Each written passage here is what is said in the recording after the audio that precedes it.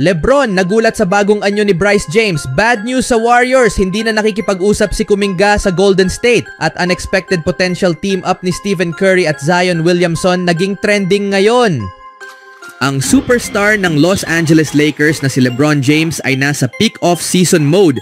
Ini-enjoy ang kanyang bakasyon habang nananatiling handa para sa kanyang paparating na ika-23 season sa NBA at ika-8 kasama ang Los Angeles. Nag-average siya ng 24 na puntos, 7 rebounds at 8 assists para sa Lakers noong nakaraang season. Sa ibang balita, ang kanyang bunsong anak na si Bryce James ay naghahanda para sa kanyang unang collegiate season kasama ang Arizona Wildcats kung saan siya nag-commit nung unang bahagi ngayong taon. Bago ang bagong yugto ng kanyang career, ginugol niya ang karamihan ng kanyang high school basketball career sa paglalaro para sa Sierra Canyon, kung saan siya nanalo ng State Division I title noong kanyang senior year. Samantala, sa unang pag-uwi ni Bryce mula sa kolehiyo, ikinagulat ni James ang itsura ng anak. Sa pinakabagong Instagram story ng bituin ng Lakers, masayang sinalubong ni James ang kanyang bunsong anak matapos ang unang pananatili nito sa Arizona. Sa video, bakas ang pananabik niya habang ipinapakita sa kanyang 159 na milyong taga-subaybay ang bagong pisikal na pagbabago ni Bryce, ang kanyang bigote at balbas. Nakikita nyo ba yung balbas niya? Grabe naman, sabi ni LeBron. Ipinanganak noong 2007, si Bryce ay 18 taon pa lamang at may taas na 6'6" bago magsimula ang kanyang unang season kasama ang Wildcats. Kadalasang naglalaro bilang shooting guard, inaasahan siyang magkakaroon ng magandang kinabukasan sa ilalim ni Coach Tommy Lloyd, isang kilalang coach na nasa kanyang ika-5 taon sa team. Ang 61 panalo ni Lloyd sa kanyang unang 2 taon sa Arizona ay isang NCAA Division I record. Magbubukas ang season ng Wildcats sa Nobyembre 3 laban sa defending champion na Florida Gators sa isang neutral site sa Las Vegas, Nevada. Sa sumunod na balita naman, si Jonathan Kuminga at ang Golden State Warriors ay hindi pa nagkakausap sa loob ng ilang linggo ayon sa ulat ng NBA reporter na si Danny Emmerman ng The San Francisco Standard. Siya ay isang restricted free agent. Ang Golden State Warriors at ang kampo ni Jonathan Kuminga ay hindi pa nagkakausap sa loob ng ilang linggo ayon sa isang source na may kaalaman sa sitwasyon habang nananatili pa ring walang galaw ang usapan, isinulat ni Emmerman.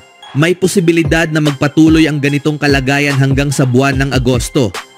Wala ring team sa ngayon na may sapat na cap space para alukin si JK ng offer sheet at hindi interesado ang Warriors sa mga offer ng Phoenix Suns at Sacramento Kings sa mga sign and trade na pag-uusap. Ayon sa mga source na nakausap ng Dallas Hoops Journal, hindi rin maganda ang relasyon ni Kuminga sa head coach ng Warriors na si Steve Kerr.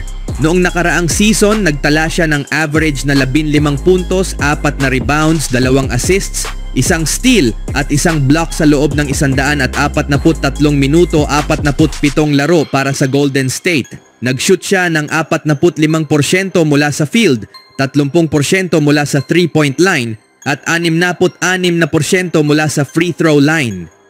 Isang beses nang naging NBA champion, si JK ay napili bilang ika-7 overall pick, 4 na taon na ang nakalilipas sa NBA draft. Sa kabuuan ng kanyang career, may average siya na 12 puntos, 4 na rebounds, 1 assist, 1 steal at 1 block para sa Warriors. Nag-offer ang Golden State ng 2 taong kontrata na nagkakahalaga ng $45 milyong kay Kuminga ngayong off-season. Tinanggihan niya ito dahil ang pangalawang taon ng kontrata ay team option at hindi player option. Mukhang maglalaro siya sa susunod na season sa ilalim ng isang 1-year qualifying offer at pagkatapos nito ay magiging unrestricted free agent siya. Bilang unrestricted free agent, malaya siyang umalis sa Warriors at pumili ng bagong team.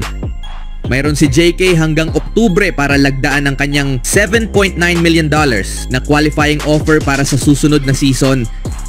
Ang Warriors na natalo sa Minnesota Timberwolves sa ikalawang round nitong playoffs sa loob lamang ng 5 laro ay inaasahang pipirma kay Al Horford at DeAnthony Melton kapag naayos na ang sitwasyon ni Kuminga. Sa huling balita, ang NBA offseason ay karaniwang panahon para sa ilan sa pinakamalalaking star ng liga na magsanay at mag-ensayo ng magkakasama, mapa-famous Chris Brickley Open Runsman Pro-Am Leagues o mga pribadong workout.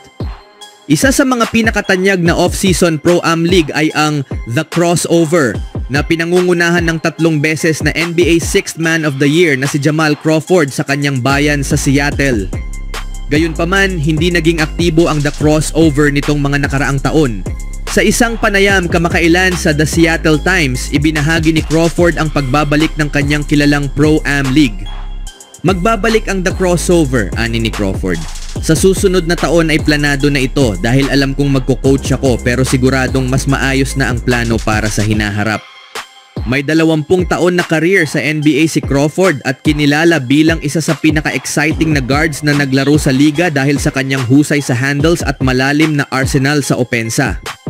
Pinakamahusay ang naging mga taon niya sa New York Knicks, Atlanta Hawks at LA Clippers. Ngunit ang kanyang pamana bilang isa sa pinakamahusay na 6th man sa kasaysayan ng NBA ay kinikilala sa buong liga. Ang The Crossover ay naging tahanan ng ilan sa pinakamalalaking stars ng NBA.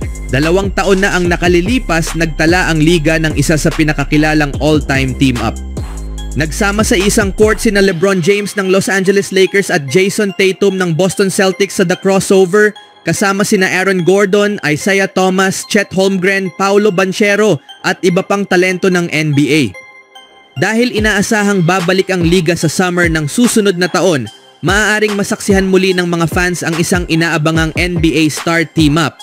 Sa parehong panayam, ibinunyag ni Crawford na nagpapakita ng interes sina Stephen Curry ng Golden State Warriors at Zion Williamson ng New Orleans Pelicans na makipaglaro sa Seattle, isang posibleng napakagandang pagsasanib puwersa. Ipinapakita nito na, alam mo yon, ang Pro-American at basketball sa Seattle ay hindi lang basta nasa mapa, kundi pati ang pinakamahuhusay sa buong mundo ay interesado rito, ani ni Crawford. Siyempre, magkaibang antas ng kasikatan sina Williamson at Curry.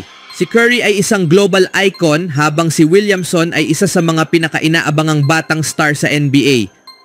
Pero kahit magkaiba sila ng status, marami ang nagsasabing parehong kapanapanabik silang panoorin, lalo na sa isang pro-am setting kung saan mas malapit ang aksyon at mas personal ang karanasan ng mga manunood. Ang ideya na makita si Williamson na naglalaro sa ganitong klaseng laban ay nakakatuwang isipin. Parang pagbabalik sa kanyang high school days kung saan puno ng highlights ang bawat laro niya. Idagdag pa natin ang posibilidad na magsama sila ni Stephen Curry o kahit magharap man lang sa isang laro. Kapag nangyari ito, siguradong hindi basta-basta ang aksyon. Sa mga ganitong pagkakataon, lumalabas ang tunay na husay ng mga players, pati na rin ang kanilang showmanship na kinagigiliwan ng fans. Isipin mo na lang, ang explosiveness ni Zion, yung bilis, lakas at taas ng talon, tapos isama mo ang world-class shooting ni Steph. Isa siyang 3-punto machine na kayang baguhin ang takbo ng laro sa ilang segundo lang. Kung ang layunin ay bigyan ng ultimate entertainment ang mga manonood, walang duda, perfect na kombinasyon ito. Hindi lang ito laban, kundi isang palabas na hindi dapat palampasin ng kahit sinong basketball fan.